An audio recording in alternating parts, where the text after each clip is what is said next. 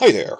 I've updated the House of the Dragon Season 1 episode-by-episode story outline that I've worked out based on spy reports, cross-referenced spy photos with leaked rumors, also cross-referenced with director schedules, based on what we can see and everything, that I'd worked out, okay, functionally this is what we think the story outline is, episode by episode.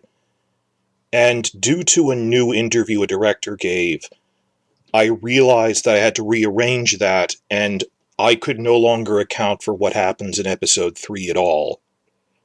That Yaitanis explained in a new interview that basically everything I thought was happening in episode 3 gets resolved by episode 2. So what happens in episode 3? Second half of this is that I looked through all of the old reports, a couple of leaks I didn't believe at the time, and cross-referenced them, and the pictures started becoming pretty clear that I'm convinced now that episode 3 is going to be filled with invented subplots that weren't in the book at all. Though, of course, Fire and Blood is an in-universe history book, so it's more of an outline that the story elements, if you read through one paragraph at a time, everything like the War for the Stepstones gets resolved in episode 2. The Rhaenyra courtship and marriage stuff starts in episode 4, ends in episode 5, that if you read through the novellas, there's nothing in between those. And based on the spy photos of really big sets they're building that have no real counterpart in the book, there's going to be this really big invented storyline in episode 3. And what I think it is a large-scale royal hunt that dominates all of episode 3. It's the A-plot.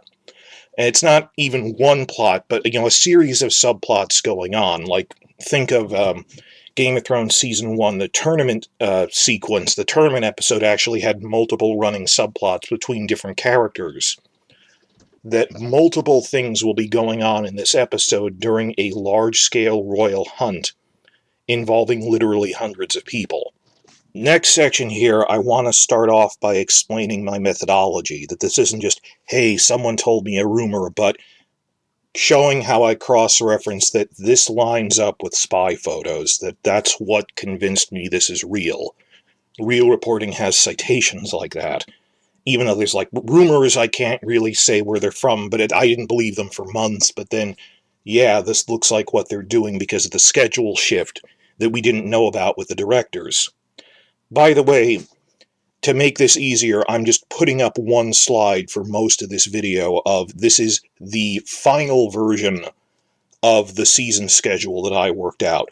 Originally, I was going to intercut between this is the old schedule and this is the updated, revised one with there's a royal hunt in episode 3. I'm not going to switch back and forth between those two charts because I realized it's really confusing.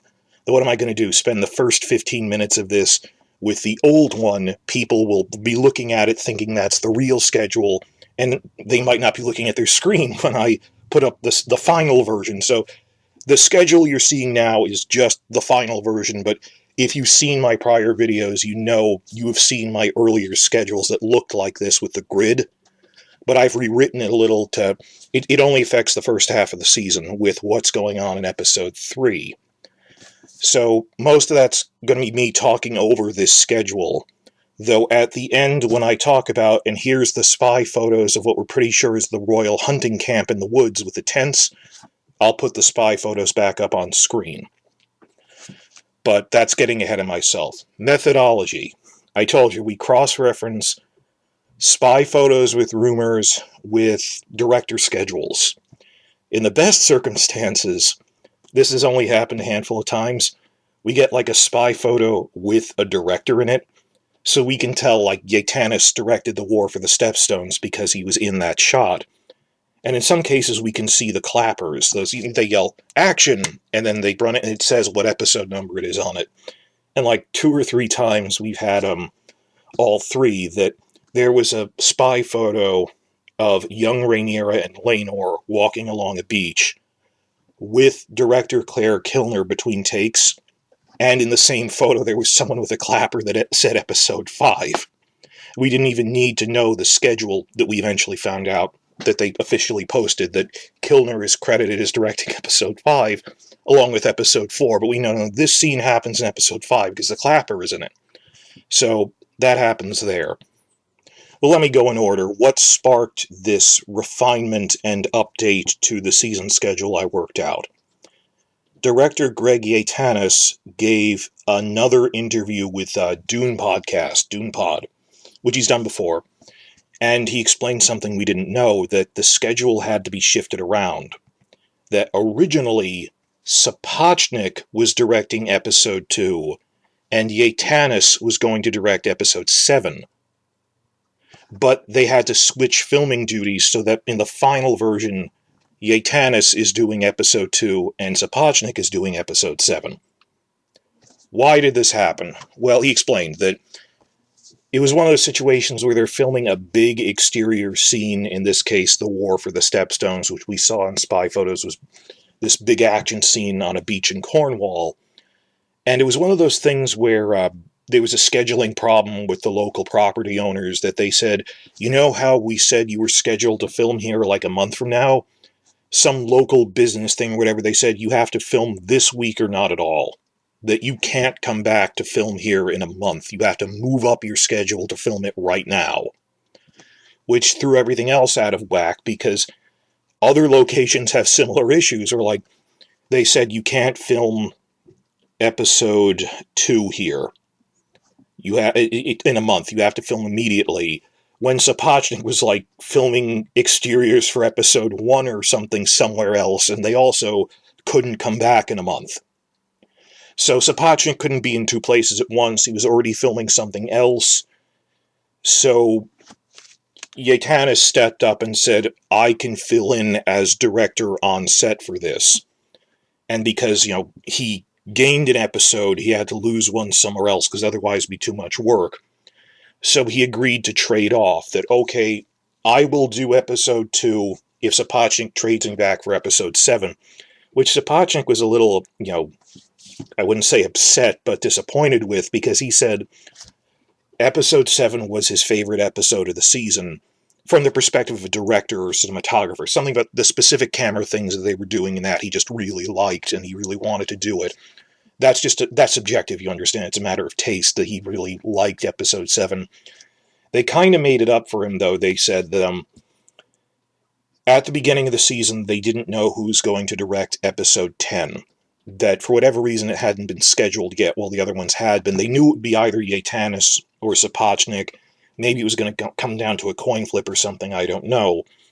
But to make up for it, oh man, I really want to do episode 7, they said, well, I guess that settles it. You get to do the season finale to make up for that you didn't get the one you wanted. That's not that they switched the schedule for episode 10, that they hadn't yet scheduled who was going to direct it. I think it has a lot of interior scenes, because it's mostly, we think, interiors of Storm's End, but I'm not sure. But the big thing is they swapped episodes 2 and 7. What does that mean for us? Well, we know from other spy photos, from casting information, we have known for a while. Episode 7 is Lena's funeral on Driftmark, the thing you see in the trailer, which is also when Aemond claims Vagar. So that's a big episode. And Yaitanes stressed, though, for episode 2, that he didn't come in and change things for the sake of changing them to put his imprint on it like some people do. He said Sapochnik saw this as a unit, a paired unit, episodes 1 and 2.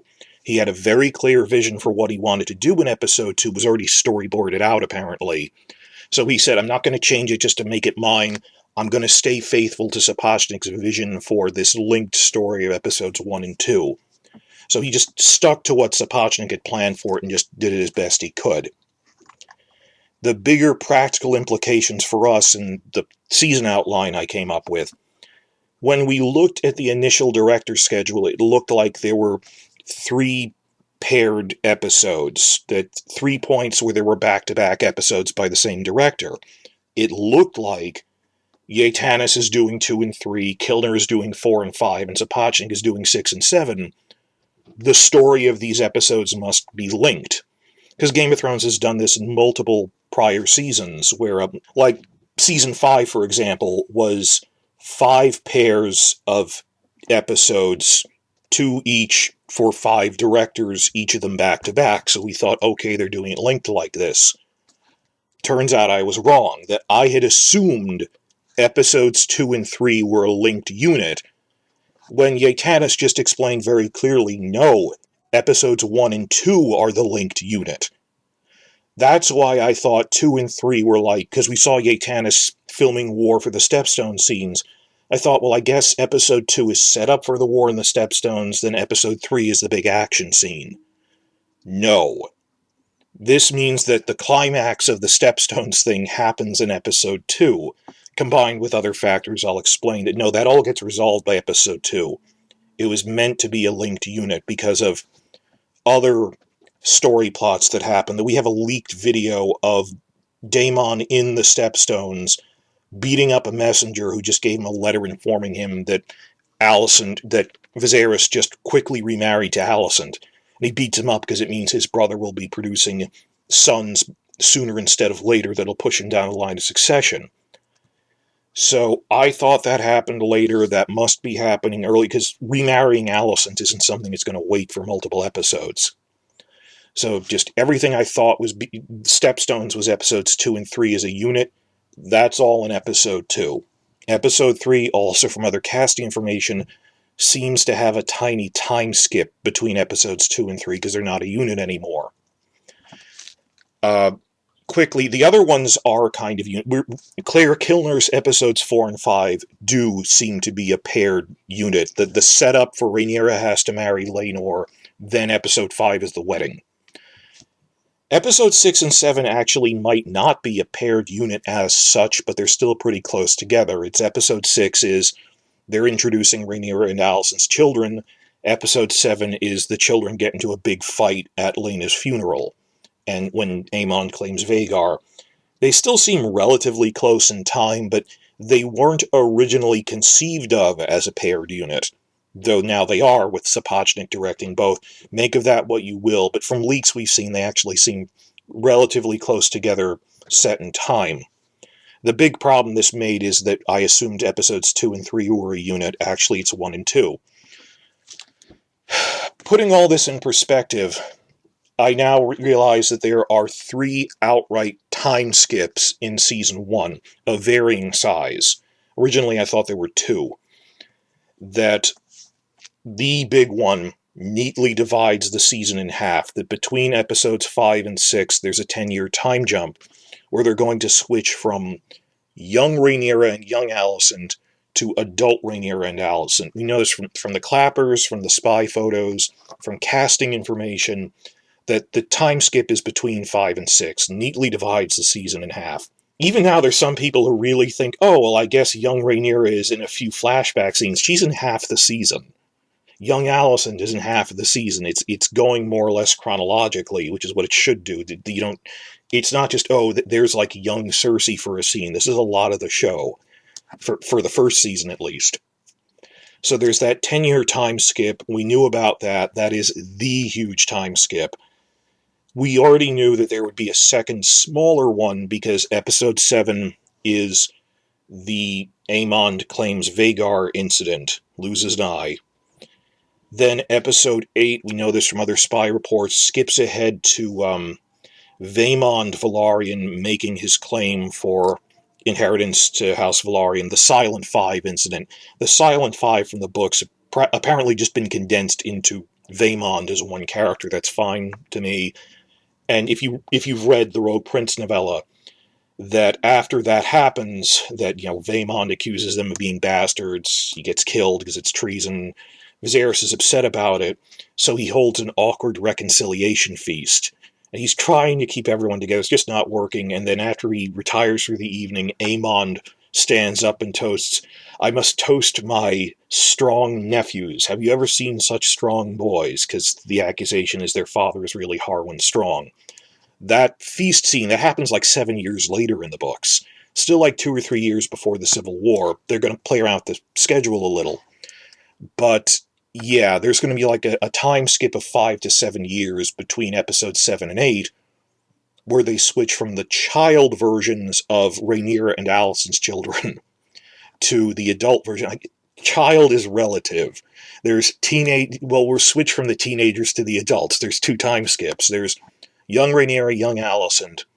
Episode 6 and 7, we'll have child versions of their children. Like, we're pretty sure Ty Tennant will play young Aegon II in episode 7, but Tom Glencarny will be introduced in episode 8. There's a couple of other ones, like Harry Collette plays the final teenaged version of Jake Velaryon, who shows up in episode 8. There is a younger version of Jake who's like a 10-year-old in episode 6 and 7. So the Rhaenyra Alicent time skip from teenager to adult between 5 and 6, then their children go from being like 10-year-olds to teenagers and young adults between episodes 7 and 8.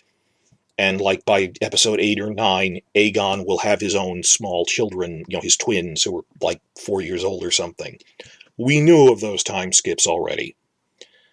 There is apparently going to be a third, smaller time skip than either of these. There's 3 big time skips in all. And I say time skips, I define that as when they switch actors for younger people. Even then, some of the paired episodes, like, given that season 1 covers a sweep of 30 years, it's not going to be like Game of Thrones season 1, where it's more or less maybe a few weeks pass at most between episodes, but they're more or less continuous. Like, 2 or 3 years could pass within the same episode, for all we know. Or like a single calendar year could happen between episodes 4 and 5 leading up to their Rhaenyra wedding. But it's not a time skip as such, because they're not switching actors. I'm saying there's 3 time skips where they switch actors. The third and smallest one will apparently only switch one specific person, the oldest of Alicent's children, Aegon II.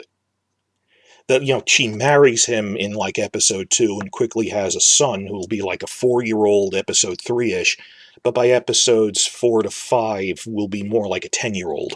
I figured this out based on casting reports, that they cast multiple sets of twins to play young Aegon II. I've actually made videos about this. Jake and Rory, the twins they cast for that when you have very small children, you cast a pair of twins to play one child character due to, limited work hours. Like, even Daenerys' son, who appears in a dream sequence in season 2, Rhaego, is actually played by a pair of twins, just, due to labor laws. You cast twins to play small children. And they cast more than one set of twins, you understand. They've cast a set of 4-year-olds and like a set of 7 to 10-year-olds or something.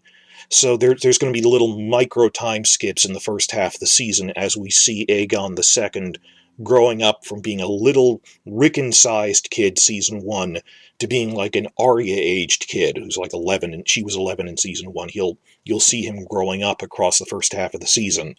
It'll be so weird. I think there might be as many as 4 to 5 different people playing Aegon II, including the child actors who are, just glorified cameos. Well, there's Tom Glencarny, there's probably Ty Tennant as him as a teenager, and 2 sets of children, like 4 people at least. Because you see his parents marrying and then see him grow up to have his own children by the end of the season. So, pretty sure there's a little time skip, but the big thing is, I thought the story of episodes 2 and 3 was linked. Now it looks like the third time skip is happening between episodes 2 and 3, and maybe another one between 3 and 4. That episode 3 kind of stands apart in time from the linked story of Viserys, his wife dies, then he remarries to Alicent, which happens by episode 2, and then Rhaenyra, they're going to need to marry Laenor by episode 4. Like, in the intervening years, because it is a stretch of like 10 years, at 5 to 7, I think, of the books, at 105 AC to maybe 112-ish, I based on the figures, but they made up a full episode worth of subplots for episode 3 that aren't in the books. And it stands apart in time, and when you see my methodology here, that based on the casting of the young Aegon II children, when the time skips are happening, we've pretty much been able to figure out the outline of everything. Also, if you've been following my channel, you may remember my speculation about Why is the premiere date August 21st? A few weeks ago when they announced the premiere is August 21st, I looked at a calendar and realized it must be something to do with their relationship to the big competition, the Lord of the Rings, Amazon Lord of the Rings prequel series, which premieres on September 2nd. Obviously, you want to get your first episode out before that, but as others said, like, they could have started as soon as Westworld ended. They could have started as early as August 14th. They also could have started a week later and still gotten it out, because Lord of the Rings comes out Fridays, they come out Sundays. In this final version, the Lord of the Rings premiere will come out between episodes 2 and 3. It's the Friday 2 days before episode 3 comes out on Sunday for House of the Dragon. So at the time I said, well, it looks like the big Stepstones dragon battle is in episode 3. I guess they did this to win back the crowd. Put the big full-scale action scene of the season right after that to win everyone back. In hindsight, that makes no sense, and I was wrong. These days, you don't win back the crowd with a big action scene, because they're already gone. You have to hook them to keep them to stay. It doesn't matter if you've already lost them, they don't come back, because, peak TV, everything's really crowded. In the context of that and this schedule shakeup, no, it looks increasingly like episode 2 is the entire War for the Stepstones huge action sequence.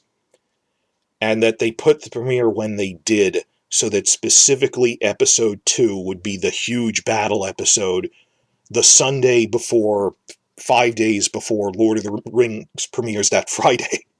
So that is why they put the premiere when they did, to have this giant dragon battle 5 days before the Lord of the Rings premiere, to keep everyone watching.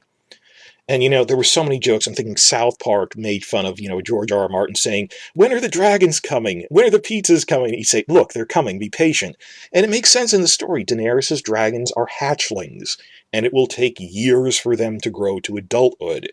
People were surprised they weren't, adult-sized in Season 3. I mean, really surprised she wasn't riding them in Season 3. It takes years. It's setting up the end game for an entire show. It's like, why are people complaining for 10 years? Why isn't Thanos in the next Marvel movie? Because he's the climax of the 10-year story arc. This is called seeding for long-term storylines. Not the case with House of the Dragon. I mean, right at the start, there's going to be at least 10 rideable dragons. There's 20 in all. You might have heard 17, that's incorrect. It's 20 in all. But some of them are hatchlings at the beginning, some are riderless, but you will, based on dragon rider characters they've cast, like Daemon, Rhaenys is a dragon rider. There's 10 dragon riders who have access to a full-sized rideable dragon in Season 1. They'll be all in the first episode. There's no waiting this time. There's none of that joke of the dragons are coming. It's, bam, Episode 2 is the giant dragon battle. There. Are you happy? No waiting. Can we please stop complaining about when is the dragon battle happening? And then the dragon civil war begins in the finale. But there's going to be this big scene of Caraxes burning out mercenary fleets in the Stepstones. So all of this, the schedule makes much more sense now. Okay, this is a third, tinier time skip, maybe 2 time skips between episodes 2 and 3 and 3 and 4. That episode 3 exists in isolation from those two. 1 and 2 are paired, 4 and 5 are paired. Episode 3 stands alone and is apparently just invented subplots. And also because episode 2 is the War for the Stepstones, that's why it's premiering in such a way that this comes right before Lord of the Rings. We've established all this. So what do I think is happening in episode 3? What are these invented subplots now that we can pretty much confirm that? Well, I went back to the spy reports that we got during filming and rumors that I discredited at the time because there wasn't any solid evidence for them. I didn't think I should report on them. Cross-referenced that with going over old spy photos in a new context, reassessing them, and I realized we miscategorized some of them, misidentified it, that there was a massive exterior filming set at Aldershot, which is in Surrey, in southern England, which filmed in the middle of the woods. That's crucial, that it was filmed in the middle of the forest. I'm putting up the spy photos right now. These have been public, circulating all over the place for months. I already reported on them. It was this huge, elaborate set of really big tents and pavilions. This wasn't like a one-scene thing. This was a set piece for a major sequence. And there were huge Targaryen banners. There was all sorts of furniture. It wasn't just like an army camp. You could tell that there's all this, wood furniture that you decorate if you're a royal party going out somewhere. The thing was, we assumed, well, this must be a big tournament scene. They must be tournament tents of some kind. Looking back on it, why would they have a tournament scene in the middle of a forest? See, when these spy photos came out late September, like October 5th was the teaser trailer, so we got really excited about that, weren't thinking about it as much. In retrospect, the first teaser showed parts of the tournament, and it isn't in a forest. There's no trees. It doesn't need to be in a forest. This could have been anywhere. It could have been at the back lot in Leavesden Studios. Why did it need to be on location in a forest, except for a hunt, not a joust? For that matter, looking through the spy photos, while there are a lot of tents and pavilions, we never saw a joust set. The thing with the fence, the railing down the middle so the two horses can run parallel to each other. We never saw that at this location. So, okay, it doesn't actually look like it's a tournament set. What else could it be? That there's a couple of tournaments that happen at different locations in the books, and it took us a while to realize it's all condensed into one big tournament, which just happens at King's Landing itself. So this isn't some other location. On top of that, we got clear spy photos that Millie Alcock is in this scene, this sequence, as young Rhaenyra. So we can just see from using the younger cast members, this happens in the first half of Season 1. Which rules out a couple of other things that might have happened later in this season, that some people raised the question, maybe it's Aemond visiting Storm's End, which is a stretch. No, it's not that. That there's like a one-line reference anyway, that when Aemond flew to Storm's End, Boros Baratheon feasted him and took him hunting in the woods and with hunting parties while they discussed what dowry he'd get for marrying his daughter. It's not that. It wouldn't be something on this scale if it was that, and we haven't seen a single Baratheon banner. And on top of that, that would be adult Aemond. That's like episode 9 or 10 or something. This is clearly first half of the season. Young Rhaenyra narrows it down to it's something in the first half of the season. It's not the Aemond Storm's End thing at all. It couldn't be. So I saw other rumors, and there's a lot of rumors going around because a lot of people were involved. This was a major set involving hundreds of people. Word is going to get out eventually from multiple things that there's actually this really big hunting scene. And also from extras casting and stuff. That it's this gigantic, full-scale hunting expedition for the entire royal court. Not just the immediate family. I mean, this is hundreds of people. When I say the entire royal court went out on a visit, like a royal progress. They went to a royal hunt, and there's like a dozen major nobles from different noble houses there as well. I don't know specific ones, like maybe the Lannister, because the Lannister twins are characters, I'm guessing. But it's not just the Targaryens, it's the whole royal court has come for this hunting, because it's a major thing to enjoy. It is a big royal hunt. It will take up most, if not all, of episode 3, and there are multiple running subplots in it. Not going to say exactly what, because that's more speculative, and this video is meant to be grounded in the tangible, that we can tell from set reports, spy photos, and the location that this is apparently a hunt of some kind. I don't want to lead you on of what exactly is happening in the hunt. I'm going to split that off into its own thing. But I will leave you with that the final thing that really sealed it for me, that, alright, I believe this is a royal hunt. There were unconfirmed rumors, but then we got the set photos, and I went, this isn't a jousting set. This is a hunting set. A big, royal hunt with huge pavilions and stuff, but there's no jousting thing there. That this is a hunting camp. Not like, we're two peasant hunters going out. It's like, when the royal court goes out to hunt, they do it in style. It's, it's a vacation. What really sealed it for me was when I thought back and I remembered a conspicuous statement that George R. R. Martin himself made about royal hunts.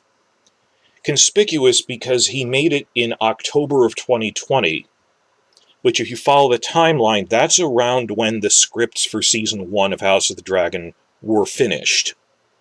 Because that's around when they announced the first cast members. They first announced King Viserys, and then in December they announced Rhaenyra, Alicent, and Daemon. But you understand, the public announcement comes a couple of weeks after they actually hire them. That in private, they'd already been hired since like October or something. So season 1 was not only outlined, but the scripts were largely done by October 2020. So if there is a Royal Hunt episode, full episode, Martin would have known that when he said this in this interview. I'll link to it below in the description box. Basically, Martin was annoyed that they couldn't have a royal hunt in season 1 of Game of Thrones due to budget. And he gives very bizarre emphasis on this, that out of 8 seasons, this is the thing he's the most angry about. And, oh man, I really want a royal hunt. He seems to have royal hunts on his mind, as if he's obliquely hinting that they're going to have one in House of the Dragon. Well, in Martin's own words, let me read off the block quote. Where we really fell down in terms of budget was my least favorite scene in the entire show, in all 8 seasons. October 2020, he's saying, out of all 8 seasons, this is my least favorite, though granted, he's also said he didn't watch the later seasons, so when he says, oh, this is my least favorite thing, it's because there was an argument behind the scenes that was really bad from budget, but it was my least favorite scene in the entire show in all 8 seasons. That's a lot of emphasis. King Robert goes hunting. 4 guys walking on foot without horses through the woods, carrying spears, and Robert is giving Renly shit about they're just messing with him.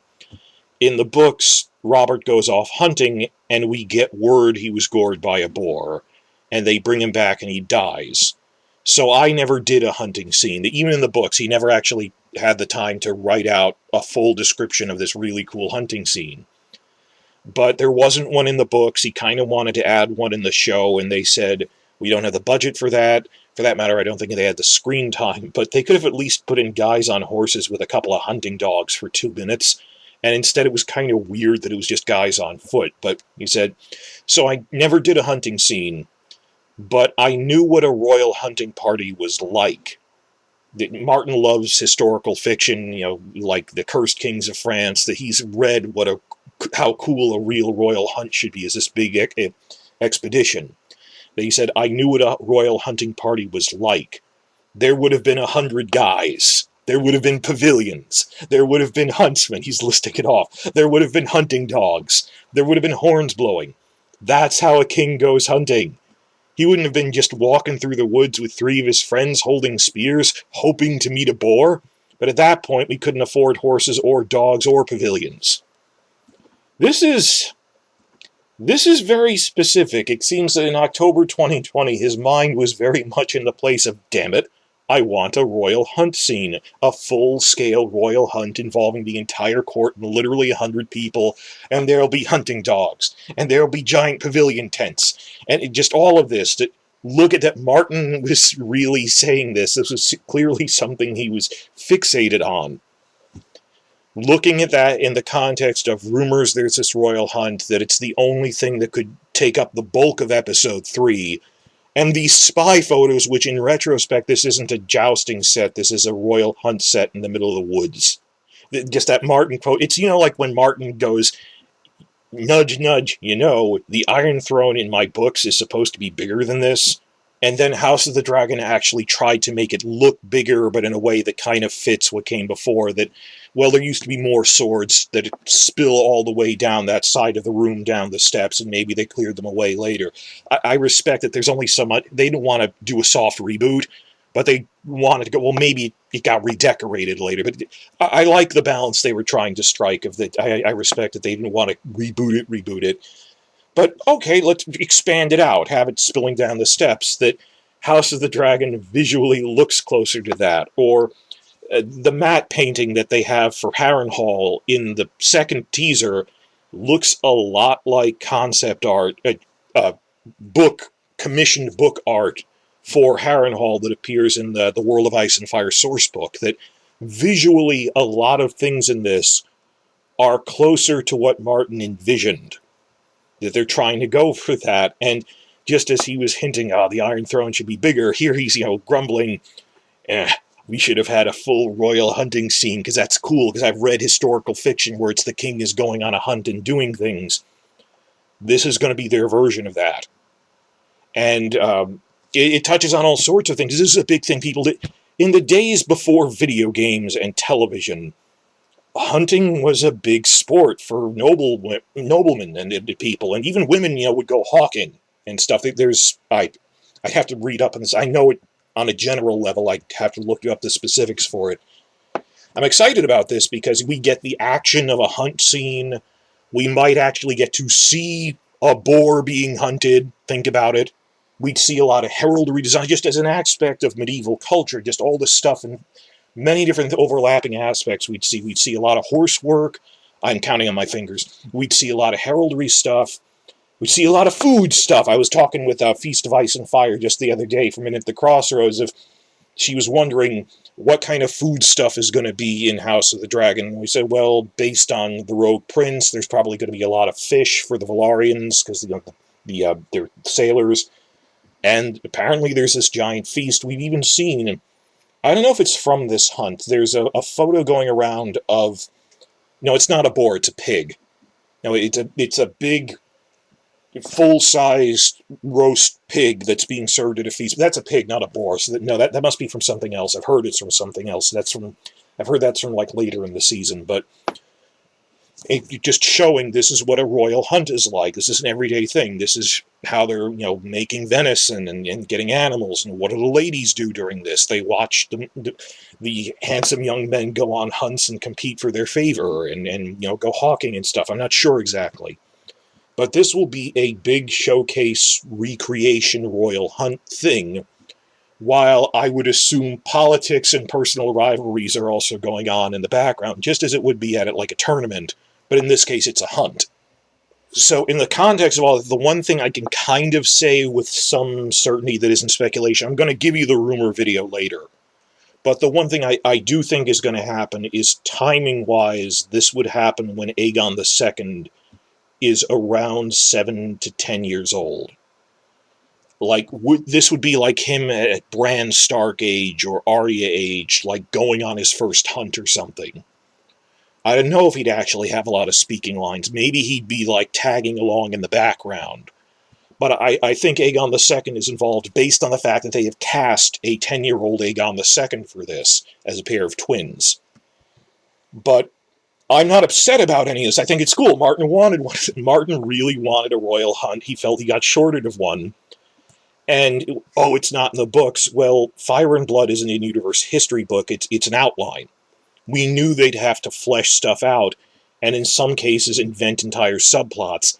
I haven't really heard of many invented subplots as such, so much as expanding things that were mentioned. Like the War for the Stepstones. They're narrativizing and making up some specifics, but they mentioned there was a war in the Stepstones, we went and fought.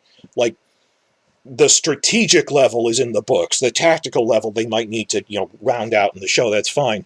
This is one of the first cases where there's like a full episode with a totally invented A-plot. And it's really the only episode with that the other ones we can pretty much tell, okay, this is Laena's funeral, this is the Silent Five Valarians condensed into Vaemond, this is Rhaenyra's wedding to Laena, where it's like all of episode 5. What the heck is going on in episode 3? Also, and I'll leave you on this, I said before in a video about the Starks, how long does it take on a full season scale to tell a decent B-plot, and this is what the Iron Islands are doing, a B-plot? About 10 to 15 minutes of screen time spread out across a full season.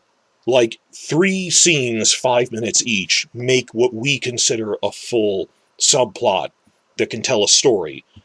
dividing up those 10 to 15 minutes as you see fit. Like sometimes what we think of as really big scenes are sometimes like 2 to 3 minutes long, and it takes a full day to film like a minute of stuff. And they say the actors keep saying that in interviews. It's amazing that like the Harwin Strong actor, Core, he was saying this, that it's so weird that like regular cable TV, just you crank out a lot, but this, it's quality over quantity, that the setup, the lighting, the cameras to get it just right, and the amount of stuff, of acting focus involved. We film like 2 minutes a day because of all the prep work that goes into it. And it's a big scene that people want to rewatch when you rewatch like a 2 to 3 minute clip on YouTube. But yeah, like a full season, when you see a supercut of like everything the Iron Island subplot is doing in season 2, it's 10 to 15 minutes. And based on my outline here, I can account for pretty much the entire second half of season 1. After the big central time skip, the biggest time skip, episode 6 onwards, I pretty much know what's happening in everything. Episodes 1 and 2, pretty much as well. It's taken up by, we really know what's happening in episode 1. War for the Stepstones is most of episode 2. I said before in the Stark video, I know the least about episodes 2, 3, and 4. And now it looks like everything I thought was in 3 is really in 2, so that covers 2. 4 is the courtship of Rhaenyra stuff. That might take up a whole episode if it's going between different locations like it did in the book, introducing these are the Blackwoods, these are the Lannisters, and all that. Another possibility is that like the A plot that takes up 40 out of 50 minutes of episode 3 is the Royal Hunt. Maybe we'll have 10 minutes left over for dealing with intercut 10 minutes, not all in one big pile, but like 3 separate scenes that cross an entire episode. Might be like a time montage dealing with the Starks. Said this in my old video, the background of Cregan Stark, which is interesting. It's one paragraph, but it outlines it pretty well, that, well, his father died when he was young, so his uncle became regent, but then his uncle was slow to give up power after he hit the legal age of adulthood, so eventually he had to fight his usurping uncle and, imprison him and his sons to reclaim rule over the North as the rightful heir. Like, that's not like a season-long storyline, but that would be like a good B-plot for one episode. And obviously time skips between the different scenes. And I thought maybe it would be like a scene in episode 2, a scene in episode 3, a scene in episode 4. This is pure speculation. I have heard of nothing. Okay, let me make that clear. We have no idea and can't account for episode 3, but from spy photos think that the A plot, which takes up most of it, not necessarily all of it, is this giant royal hunt. Maybe, I'm saying I hope, that they'll use this as an opportunity to intercut with, and B plot, this is what's happening at Winterfell with young Cregan. That's how I would do it. I don't know if they're doing that. Let me tell you, in full honesty, I'm holding nothing back. Even people who I have heard rumors, the biggest rumors from, the biggest leaks that it's like, we can't repeat this without a source, no one has heard anything about casting young Cregan. That doesn't mean they haven't. It's just, I have not heard a single rumor. Obviously, his father has been cast because we see him in the teaser. He might just be a one-scene character. That would they be casting up to show a Winterfell subplot? If they did, they kept it under wraps really well. I don't know. Then again, I'm watching the Obi-Wan Kenobi show just now. I really didn't know that, like, characters were coming back in the first episode who, if you see in the first episode, I didn't even know that character would be in there, and it's actually a big part of the show, of course, because I wasn't looking for leaks the way Star Wars dedicated channels are, but I haven't heard a single leak about young Cregan, but you never know. That sometimes they keep this under wraps pretty well, particularly with child actors who are unknown, so it's harder for us to find them, also because it would be so separate from all the other storylines, we wouldn't really stumble into them overlapping by looking at like social media posts by actors. They probably don't know. If there is a Winterfell B-plot, I doubt like the Rhaenyra and Alicent actresses would know about it at all or interact with those cast members.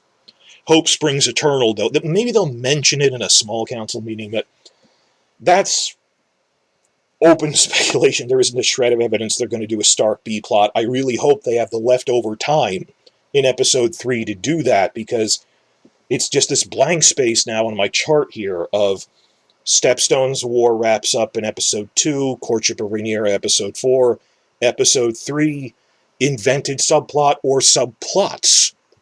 The biggest one of which is this giant royal hunting scene. And I've heard things about it.